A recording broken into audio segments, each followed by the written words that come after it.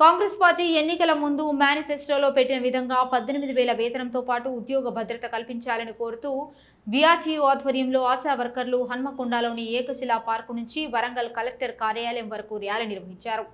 గత 15 రోజులుగా సమ్మె చేస్తున్న ప్రభుత్వం ఎటువంటి హామీ ఇవ్వకపోవడం శోచనీయమని వరంగల్ ఆశా కార్యకర్త జిల్లా అధ్యక్షురాలు మమత స్పష్టం చేశారు. ప్రభుత్వం తమ న్యాయమైన డిమాండ్లను తీర్చకపోతే సమ్మెను విరమించేది లేదని ఈ సందర్భంగా తెలిపారు.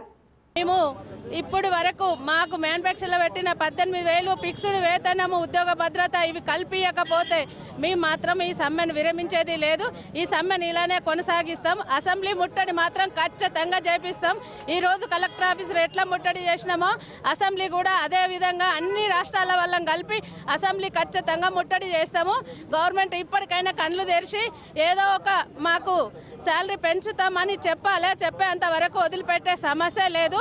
ఇప్పుడు సీతక్క కూడా ఒకసారి మంత్రినే కదా, ఆడళ్ళ బాధల అప్పుడు సీతక్క మాట్లాడిన మాటలు ఏంటి, ఆశా వర్కర్లకు నేను మాట్లాడతామా, మీకు ఎంతో కొంత పెంచే వరకు నేను మాట్లాడతాను సీతక్క మాట్లాడిన సీతక్క ఇప్పుడు అదే అసెంబ్లీలో సీతక్క ఇప్పుడు సైలెంట్గా ఎందుకు కూర్చున్నది?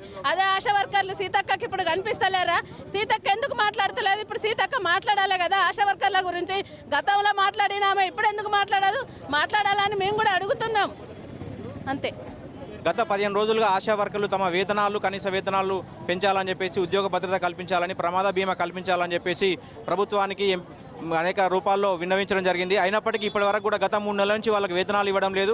అదేవిధంగా వాళ్ళకి రావాల్సినటువంటి సౌకర్యాలు, అదేవిధంగా కాంగ్రెస్ పార్టీ గత 2.5 సంవత్సరాల క్రితం మేనిఫెస్టోలో పెట్టినటువంటి కనీస వేతనం 18,000 రూపాయలు ఇస్తామని చెప్పేసి ఆశాలని చెప్పడం జరిగింది.